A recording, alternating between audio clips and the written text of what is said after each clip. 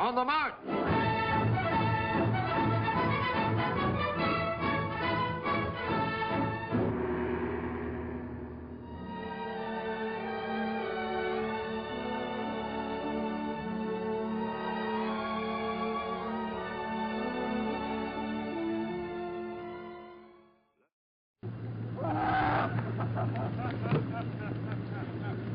The screams of a brother-in-law who accidentally stumbled across the body are as agonizing today as they were when it happened. 1 year ago, Dale Wheeler left home for a bike ride along the North Shore. She never returned. A missing persons report was filed with Duluth police, but a St. Louis County Sheriff's deputy found the body the next day. It was lying down there along the shoreline.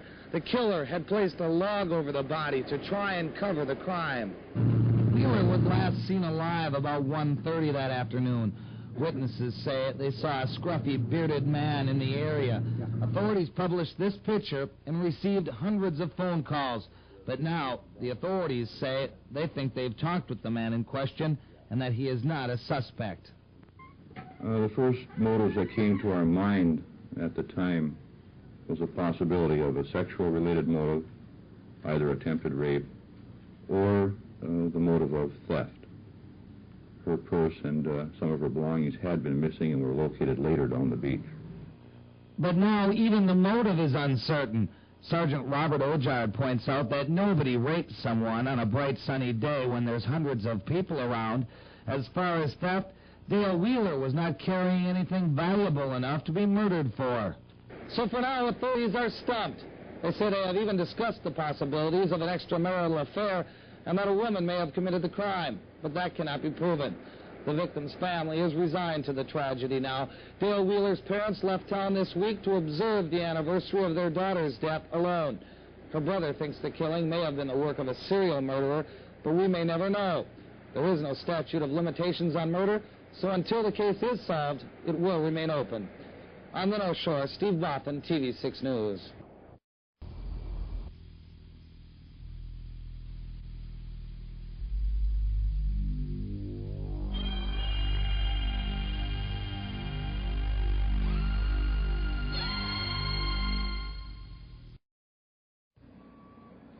Some people like to live on the edge.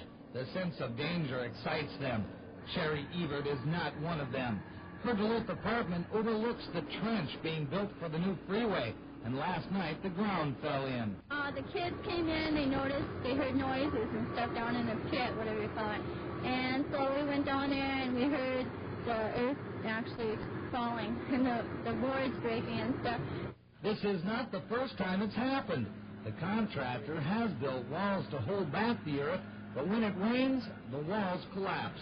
When the ground moved last night, this telephone pole moved right along with it, about 3 feet, according to one inspector. To be on the safe side, they put in anchor cables to keep it in place.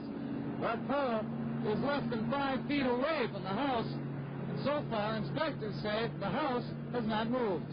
The house is moving. No, the surveyors and everything say it's not, or well, everything's fine, but it's not. My neighbors come here and they visit me, they can see the change. I can see the change, I'm not. An example is the aquarium. The water tilts towards the pit.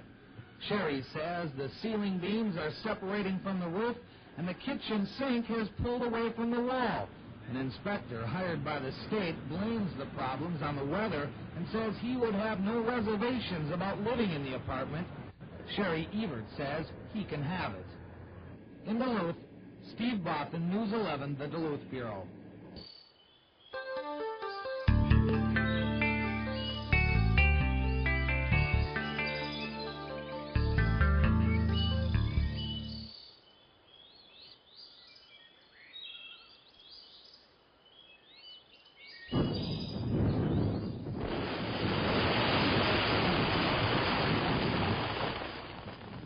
Demolition experts were called in today to try and free a 12-ton front-end loader from its icy grave.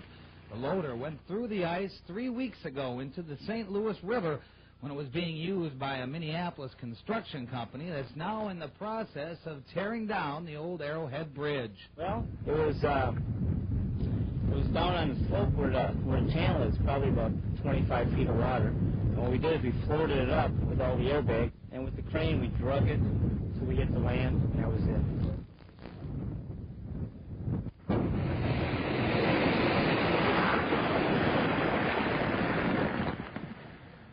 This is not the only piece of equipment they've lost to the St. Louis River. About a week after this front-end loader went in the drink, another piece of equipment fell in.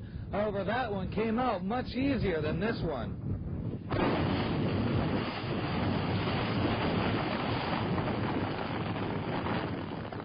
Finally, after nearly a dozen detonations, work crews were ready, and a giant crane was brought in to try and pull the front-end loader free. But the plan didn't work. The machine proved too heavy for the crane, so now the front-end loader will be left in the river until spring, when a barge can be brought in to try and pull it out once again. In Duluth, Steve Boffin, TV 6 News.